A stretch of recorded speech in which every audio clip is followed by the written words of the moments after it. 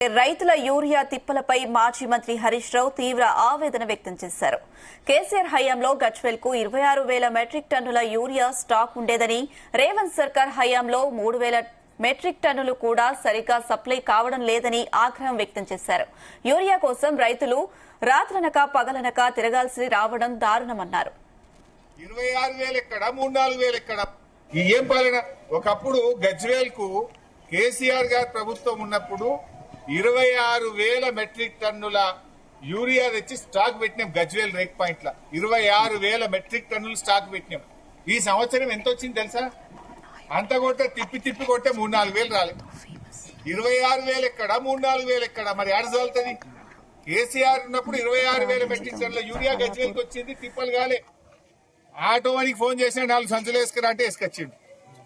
ఇవాళ ఊరూరికి కేసీఆర్ ఉన్నప్పుడు లారీలే ఊళ్ళోకి వస్తుండే, ఊళ్ళోనే కొనుక్కున్నాం. ఇప్పుడు ఏంది? రాత్రి దొంగ రాత్రి పోయి చీకట్ల వండుకుంటున్నారు.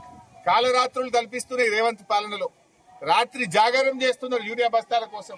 రాత్రి పోయి ఆడ వండుకొని రాత్రంతా నిలబడితే దొరికితే ఒక్క సంచి, లేకపోతే లేదు. ఆ సంచి దొరికితే లాటరీ వచ్చినంత ఉన్నది కథ. యూరియా బస్తా దొరికితే లాటరీ తగిలినట్టున్నది.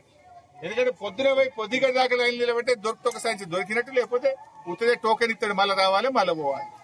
అంటే వ్యవసాయం భర్తలు ఇంటికాడ వ్యవసాయం చేస్తే భార్యలు లైన్లలో నిలబడే కాలం వచ్చింది. ఈ ఏం పాలన? ఒకప్పుడు గజ్వేల్ కు